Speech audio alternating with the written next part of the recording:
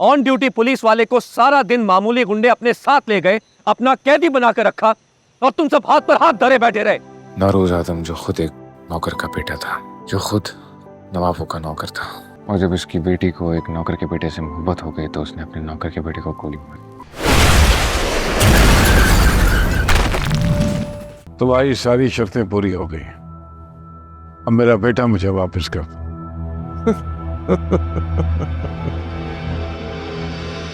तुम्हारी हालत अभी तक बकारियों से भी बनता रहा है, और वैसे भी कुछ ऐसी जगह है जहां पर हमारे आदमियों ने अभी तक कंट्रोल नहीं संभाला है। तुम्हारा बेटा कल सुबह तक तुम्हारे पास पहुंच जाएगा। ये बात हमारे बीच तय नहीं हुई थी। तुम्हारे और मेरे दरमियान कौन सी बातें हो सकती है? तुम्हारी औकात ठीक है कि तुम्हारे और मेरे दरमियान में कोई बात तय हो सके। मैं कहता हूं तुम करते हो, बस यही ताल्लुक है।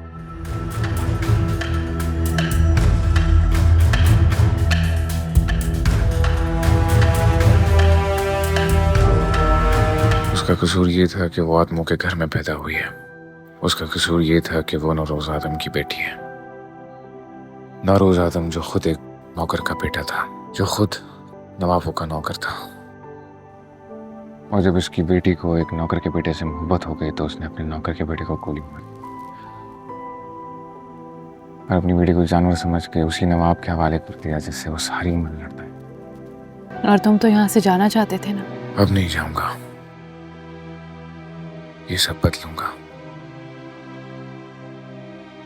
अपनी बहन को वापस लाऊंगा इस घर में, चाहे इसके लिए मुझे कुछ भी करना पड़े। तुमने जो कहा मैंने कर दिया। अब मेरा बेटा मुझे वापस चाहिए। इसके अलावा एक लम्हे के लिए नहीं रुकूंगा यहाँ पे। ऐसी जल्दी भी क्या है? तुम्हारे बेटे को बड़े आराम से रखा, निकाह हो जाए तो आराम से चले जाना। मैंने कहा कि मेरा बेटा मेरे हवाले करो। तुम्हारे बेटे के सर पर मेरे आदमी ने बंदूक तानी हुई है। मेरे एक इशारे पर उसकी जिंदगी खत्म हो सकती है। इधर आओ, बैठो। फुरकान कहाँ है? फुरकान? आप फुरकान की अमीर? शमशेर चाचा आपको तो कभी घर लाए ही नहीं। तुम्हें पता है तुम्हारा निकाह किससे हुआ है? हाँ, मुझे सब पता है। फुरकान से। हम दोनों एक दूसरे से बहुत मोहब्बत करते हैं ना। आप बताएं ना, आप फुरकान की अमीर?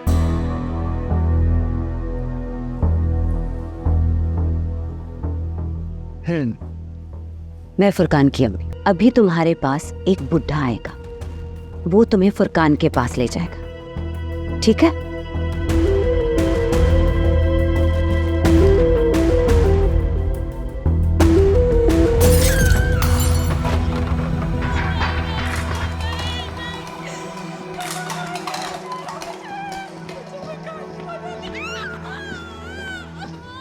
ये किसकी आवाज है? तुम्हारी नई माँ। मुझे आपकी फजूल बातों में कोई दिलचस्पी नहीं है। जाओ जाके सो जाओ। तुम्हारी नई माँ किसी फुरकान के इश्क में मुब्तला है। नवाब साहब बस उसका भूत उतार रहे। वो बेचारी तो अभी तक यही नहीं समझ सकी कि नवाब और आदम दोनों अंदर से एक ही तरह, मगर आज सब समझ जाएगी। शर्म छोटा लफ्ज है तुम सबके लिए। कानून, इंसाफ, पुलिस नाम की कोई चीज बाकी नहीं रही।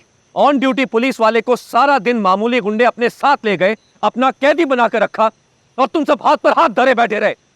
जब यहां मेरे साथ ये सब हो सकता है तो आम आवाम के साथ क्या होता होगा? सर ऐसी बात ही नहीं है, आप एफआईआर रजिस्टर देख ले। फाड़ के फेंक दो एफआईआर रजिस्टर और तार के फेंक दो वर्दी। तुम मरने का मुकाम है तुम सबके लिए। आज तक यहाँ जो कुछ भी होता रहा है अब नहीं होगा। सॉरी सर, बड़ा ज़रूरी फ़ोन है सर। अस्सलाम वालेकुम जी, कंट्रोल ले लिया? अच्छा, बस हम अभी पहुंच रहे। नवाबों ने कंट्रोल ले लिया है। अच्छा, वो सुरार पाड़ा भी ले लिए? हाँ हाँ, आदमों ने चौकियाँ वापस कर दी हैं। नौरोज आदम की बेटी का निकाह है आधे घंटे के बाद। हवेली में बुलाया है सबको। यार इतना जल्दी कंट्रोल दे दिया? नायाब नवाबों के पास है ना, इसलिए आदमों के पास कोई और रास्ता भी तो नहीं था ना। हाँ, बेटी का रिश्ता दे दिया नौरोज आदम ने। सॉरी सर, मगर अब जाना जरूरी है। इकबाल, तुम साहब के साथ ही रहो। चलो भी चलो। इन सब का क्या हो रहा है ये सब? मैं खड़ा हूं यहाँ। मैं हूं ना सर, इनके जाना दीजिए सर, बाल बच्चेदार लोग हैं। आपने तो एक न एक दिन यहाँ से चले ही जाना है, इन सब ने तो यही रहना है सर।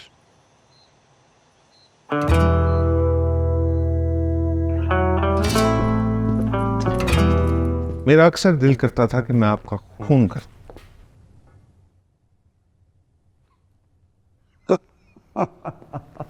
आपकी हरकतें ही ऐसी हैं, ये बार बार शादी करना, हर काम मुझसे छुप कर करना, मगर आज आपने मुझे गलत साबित कर दिया। दिमाग है आपके पास। तुम्हारा बाप भी तो हूं, तुम चला रहे हो, मैं बता रहा हूं। आदम के बेटे को 1 घंटे के बाद रहा कर देना। मैं ऐसा क्यों कह रहा हूं, ये बात भी तुम्हें बहुत देर के बाद समझ आएगी।